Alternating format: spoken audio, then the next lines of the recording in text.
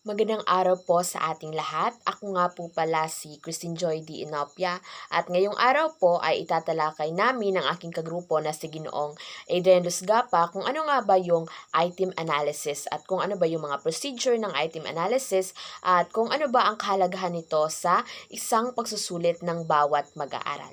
So, ang pinakauna nating alamin is kung ano ba ang item analysis or what is item analysis. So, dito sa slide natin, sinabi na item analysis is a process which examines student responses to individual test items or question in order to assess the quality of those items and of the test as a whole. Ibig sabihin, ang item analysis daw sa madaling sabi ay ito yung proseso na ginagamit ng guro upang suriin talaga ang bawat tanong sa isang pagsusulit. So layunin ng item analysis na malaman kung ang bawat tanong ba ay mahirap, ito ba ay madali, or malinaw ba para sa bawat estudyante, at kung ito ba talaga ay epektibo para sa buong test. At sa madaling sabi, kapag sinabi nating item analysis, ito yung paraan na kung saan sinusuri talaga ng guro kung ang mga tanong ba ay makatarungan at saka tumutulong ba ito sa pagsukat ng tunay na kakayahan ng bawat mag-aaral. So yan yung meaning or kabuuang kahulugan kung ano ba talaga ang item analysis. So, we will proceed naman kung ano yung mga procedure ng item analysis. So, dito sa slide natin, inilagay kung ano ba yung mga procedure ng item analysis. So, ang pinakauna dito is collect the test data, or dito nakalagay na gather all the completed tests or answer sheets from the students. So, this ensure that the responses are properly coded or organized. Example, multiple choice answers, or true or false, or matching. So, dito sa step 1, ang pinakauna talagang gagawin ng guro is i-collect yung mga test paper ng bawat estudyante. So, dito natin inaalam kung yung mga estudyante ba talaga is alam ba talaga nilang instruction na sinabi na kapag multiple choice lang lahat, or even dito sa true or false na ba yung mga sinagot ng estudyante mo. So, yan yung pinakaunang step natin. Collect the test paper of every student so that we can identify if the answer or the responses are properly coded. So, yan yung pinakaunang step. At dito naman tayo sa pangalawang procedure ng item analysis. So, dito nakalagay sa slide na ang pangalawang step or procedure ng item analysis ay score the test. So, dito, nakalagay dito na assign scores to each student's responses according to the answer K. So, record the total score for each student. So, dito nangyayari na i-check na natin yung mga test paper or mga answer sheets na sinagutan ng mga estudyante natin. At saka dito nangyayari na i-check na natin based sa ating answer K yung mga tamang sagot nila or yung mga maling sagot nila. At saka dito natin ito total kung ano ba yung mga score ng bawat estudyante. So lalagyan na natin every test paper. So dito natin nilalagyan na mga score, total score ang bawat estudyante kung ilan yung mga nakuhang score nila. So yan yung pangalawang procedure ng item analysis. I-score natin kung ano yung mga nakuhang score ng bawat estudyante. Tayo sa pangatlong procedure ng item analysis. So ang pangatlong procedure natin sa item analysis ay ang rank students by total scores. So nakalagay dito na arrange students from highest to lowest total scores. So this ranking helps identify the performance of the top and bottom groups for analysis. So dito nangyayari na i-rank natin kung ilan yung mga nakakuha ng malaking score, sino naman yung mga nakakuha ng mga mababang score. So dito ranking ang gagawin natin, ranking by each student. So nauuna yung mga high score, kung sino ba yung mga naka-perfect, or below, mga isa lang yung mali, at saka The rest is yung pababa na yung score sa from highest to lowest. So, yan yung gagawin natin sa step 3. At dito naman tayo no sa ating pang-apat na procedure ng item analysis, which is the select upper and lower groups. So typically the top 27 of student form the upper group and the bottom 27 form the lower group. So these groups are used to evaluate each test item effectiveness. So dito nangyayari na sa step 4, dito natin inaalam kung ano ba talaga ang effectiveness ng bawat item ng isang exam test or answer sheets. So, halimbawa nito, no, kung sa tanong, para malaman natin kung effective ba talaga ang bawat item. So, for example, no, kapag sa tanong number 8, halos lahat ng upper group ay tama, pero karamihan sa lower group ay mali. So, ibig sabihin, magandang tanong iyon dahil kaya nitong pag-ibahin ang mahusay at hindi gaanong mahusay. Pero kung pareho silang mali o pareho silang tama, baka hindi malinaw o masyadong madali ang tanong. So, yan yung ibig sabihin or kahalagahan ng upper at lower groups. So, kaya nitong i-evaluate kung ang item ba talaga or item ng test na iyan is effective ba talaga para malaman yung kaalaman ng bawat estudyante mo. So, yan yung pang-apat na procedure ng item analysis. At saka yung mga susunod na mga procedure ay itatalakay ito ni Ginoong Adrian Lusgapa. Maraming salamat Binibining Inopia. Ngayon ay magpatuloy tayo sa ating diskusyon patungkol sa item analysis o procedure in item analysis.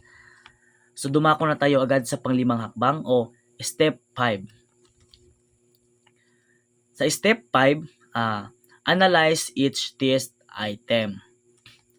So dito ay nakapaloob dito yung item difficulty at saka discrimination index.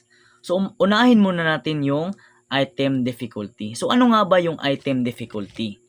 So item difficulty, it's obtained divide the total correct answer and the all student who took the test. Kumbaga, i-divide mo yung correct answer ng mga estudyante at saka kabuuang estudyante na sumagot na sa unang test. Halimbawa na lang, there are 40 students who took the test and 20 sa kanila doon ay nakatama. So yun na yung kailangan mo para masolve mo itong item difficulty. So ang formula ng item difficulty, ito ay yung ID is equal to the number of students with correct answer divided by total number of student. So yun, dapat masagot mo yun para naman malaman mo kung saan sila napapabilang. Ay dumako naman tayo sa discrimination index. Ano nga bang discrimination index? It is the power of the test to distinguish student who know and student who do not know in the lesson they are evaluated. Kumbaga, dito natin malalaman kung gaano nga ba kadali for the upper group, which is the fast learner, at gaano naman kahirap sa lower group o sa mga slow learner. Dahil dito ay nagkakaroon tayo ng discrimination o dito natin malalaman kung ano nga ba ang kanilang pagkakaiba. At ang formula natin gagamitin sa discrimination index ay ito. DI is equal to correct upper group minus correct lower group over the total student in upper group and the lower group. At ngayon ay dumako naman tayo sa step 6 o yung interpretation. Dito na natin malalaman kapag nasagot mo na itong item difficulty at discrimination index kung ano yung mga sagot nila. Kagaya na lang ng sa discrimination index, ito ba ay nakaabot ng 0 to 0.25, ito ay difficult. Pag umabot naman ng 0 0.24 to 0.75, ito naman ay right difficult. Pag umabot naman ang score doon ng 0.76 and above, ito ay simple lamang o easy. At sa discrimination index naman, pag ito ay negative 1.0 to negative 0.50, ito man ay can discriminate. At negative 49 to 0.45, ito naman ay non-discriminating. Kapag tapos ka na mag-solve o nakuha mo na yung sagot ng item difficulty at saka discrimination index, ay huwag kalimutang i-interpret kung saan talaga sila napapabilang. Ngayon ay dumako na tayo sa pangpitong step o sa step 7 or make a recommendation. O we need to decide or it is to be retain the item or revise the item or discard the item. Pag sinabi natin retain the item, ito yung panatilihin lamang natin yung item na ginawa natin.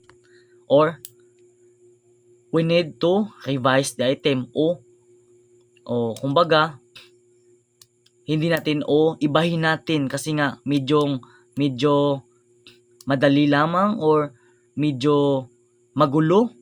Yun, kailangan nating i-revise or kumbaga i-discard the item o talagang tanggalin natin kasi nga hindi siya kailangan or medyo lamang siyang madali or napakahirap.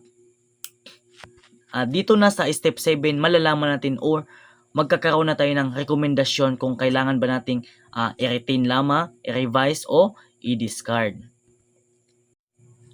Ayun, dumako naman tayo sa pang-8 hakbang o step 8.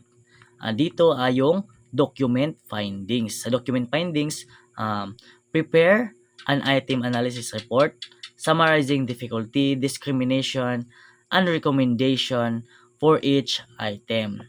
This help to improve the quality of future assessments. Kumbaga, di ba kanina, mayroon tayong step 1 hanggang sa step 7. So, kailangan natin yun, kumbaga, i-summarize or ibigay lahat o para meron tayong guide sa pag-determine kung halimbawa na lang sa number 1 ay ito, iibahin ko ito kasi nga madali lamang ito. Yun. Sa number 2, iibahin ko rin ito kasi nga medyo mahirap na tanong ito.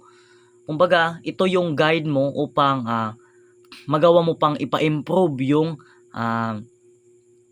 unang tanong mo o yung mga question mo doon. Like number 1, number 2, number 3, and so on. Para naman sa ating conclusion, item analysis help teachers to improve test quality by identifying good and poor items, ensuring fair, reliable, and effective assessment of student learning. So dito, mahalaga talaga na pag-aralan ang item analysis sapagkat nakakatulong talaga ito kasi nga future educator tayo or yung iba sa atin dito ay magtuturo ng iba't ibang paaralan. Kaya nga kapag tayo ay nagtuturo na, magagamit natin itong item analysis para sa ating mga estudyante. Para naman ay masiguro natin na ito ay kalidad, epektibo para sa ating mga future student. Maraming salamat sa inyong pakikinig. Naway marami kayong natutunan sa aming pagtatalakay ni Binibining Inopia.